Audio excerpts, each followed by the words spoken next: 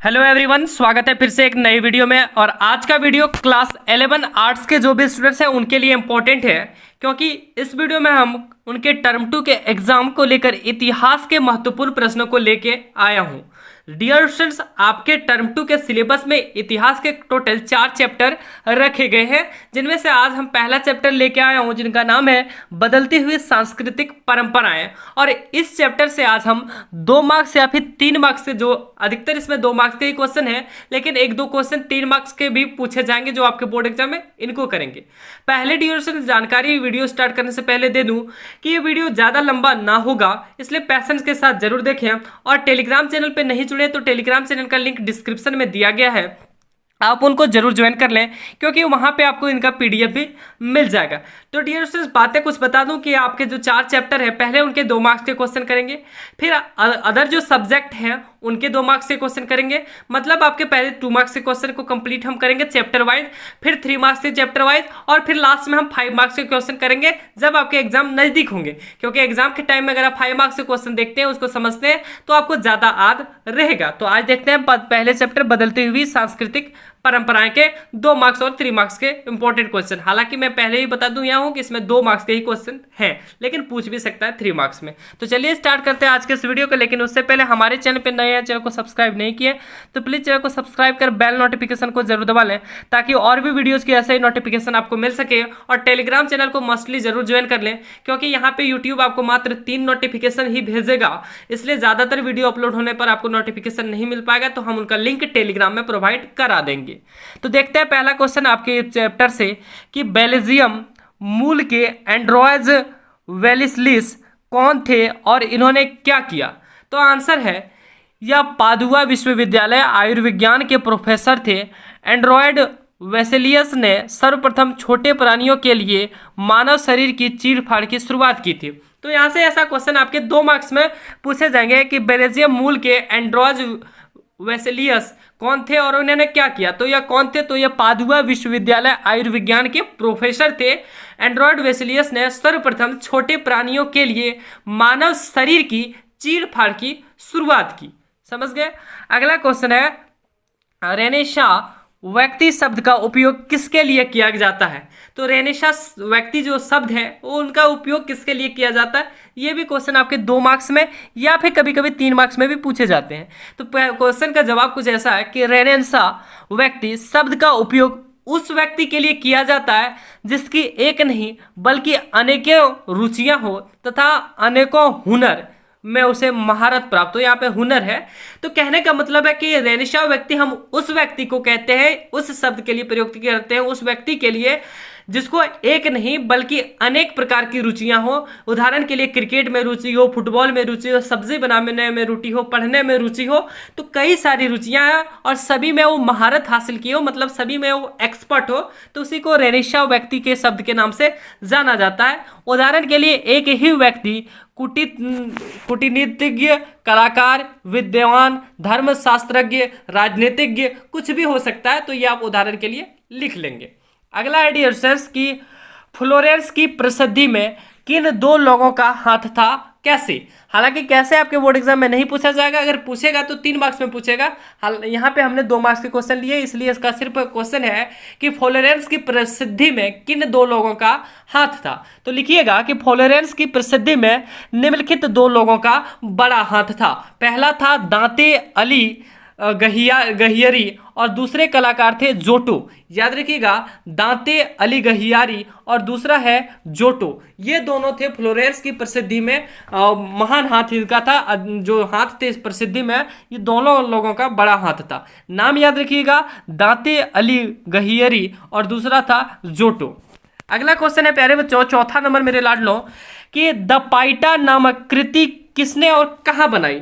तो द पाइटा नामक कृति किसने और कहाँ बनाई, ये क्वेश्चन भी 2 मार्क्स के हैं। द पाइटा नामक कृति प्रतिमा पोप के सिस्टीन चैपल के भीतरी छत पर बनाई गई थी, जो कि माइकल एंजेलो बुआनारोती ने बनाई थी।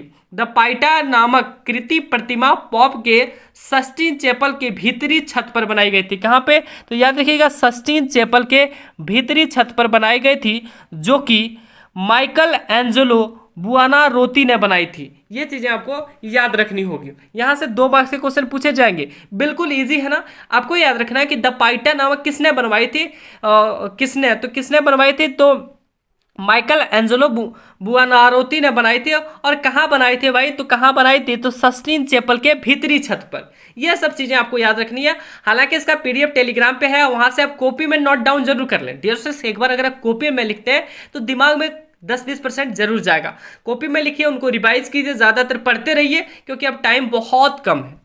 अगला क्वेश्चन है द पाइटा नामक कृति कहाँ पर है, तो द पाइटा नामक कृति जो है, नामक कलाकृतियाँ रूम में है। वहाँ पे बताया भी गई है कि एक छत के भीतरी में बनाएगा, तो एक रूम में है, ये याद रखिएगा।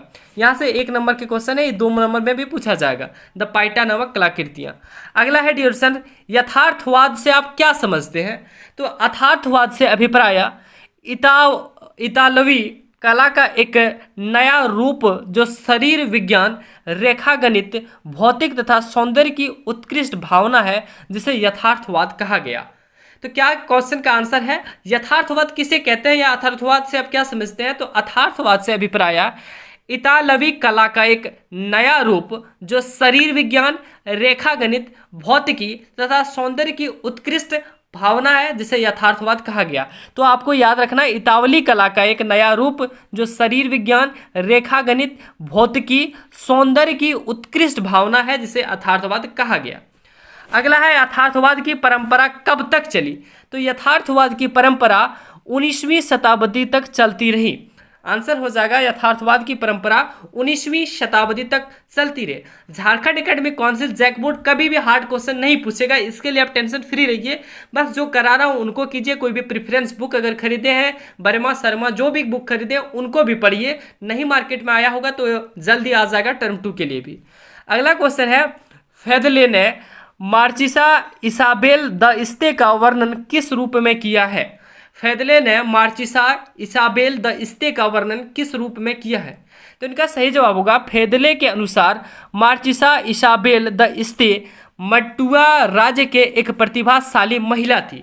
ये जो नाम इतना बड़ा है, मार्चिस इसाबेल द इस्ते, वो मंटुआ राज्य के एक प्रतिभाशाली महिला थी जिन्होंने अपने पति की गैर मौजूदगी में अपने राज्य पर शासन किया और उनका राज दरबार अपनी बौद्धिक प्रतिभा के लिए प्रसिद्ध भी था। तो यही का आंसर है कि फेदले के अनुसार मार्चिसा इसाबेल द इस्ते मंटुआ राज्य के एक प्रतिभाशाली महिला थी जिन्होंने अपनी पति की गैर मौजूदगी में अपने राज्य पर शासन किया और उनका राज दरबार अपनी बौद्धिक प्रतिभा के लिए प्रसिद्ध भी था। ये इसका आंसर है। अगला है, न्यू टेस्टामेंट क्या है, तो ये भी क्वेश्चन काफी इंपॉर्टेंट है। न्यू टेस्टामेंट बाइबल का वह भाग है जिसमें ईसा मसीह का जीवन चरित्र, धर्मोपदेश तथा प्रारंभिक अनुयायियों का उल्लेख है। तो न्यू टेस्टामेंट बाइबल का वह भाग है जिसमें ईसा मसीह का जीवन चरित्र, धर्मों का उपदेश तथा प्रारंभिक अनुयायियों का उल्लेख है। तो यही थे 9 क्वेश्चन आपके पहले चैप्टर से, जो कि काफ़ी ज़्यादा इंपॉर्टेंट है आपके बोर्ड एग्जाम को लेकर, और उम्मीद है यहाँ से क्वेश्चन देखने को मिलेंगे। टोटल जब आप 4 चैप्टर कर लेते हैं तो लगभग 50 क्वेश्चन आपके 2 मार्क्स के हो जाएंगे और उससे ज़्यादा बाहर जाने के चांसेस बहुत ही कम है। हालांकि मॉडल सेट आने के बाद पता चल ही जाएगा कि कैसा क्वेश्चन पूछा जाएगा और बाद में आपको देखने को मिलेगा कि यहाँ से भी आपके बोर्ड एग्जाम में क्वेश्चन जरूर मिलेगा। तो डियर स्टूडेंट्स, वीडियो अच्छी लगी हो तो लाइक कीजिए, दोस्तों के साथ शेयर कीजिए, और ऐसे भी और भी चैप्टर और सब्जेक्ट के वीडियो पाने के लिए चैनल को सब्सक्राइब कर बेल नोटिफिकेशन को जरूर दबा लीजिए ताकि जो भी वीडियो अपलोड होती है आपको नोटिफिकेशन मिल सके। साथ ही टेलीग्राम चैनल को जरूर ज्वाइन कर लीजिए क्योंकि यहाँ से आपको 3 ही नोटिफिकेशन यूट्यूब एक दिन में भेजेगी, और टेलीग्राम पे हम अगर कोई भी वीडियो यहाँ डालते हैं तो टेलीग्राम पे हम उनका लिंक शेयर कर देंगे तो आपको पता चल जाएगा। और कोई भी डाउट रहे तो कमेंट सेक्शन में कमेंट करें। हमसे बात करनी है तो आप हमें इंस्टाग्राम पे मैसेज भी कर सकते हैं। मिलते हैं नेक्स्ट वीडियो में, तब तक के लिए धन्यवाद।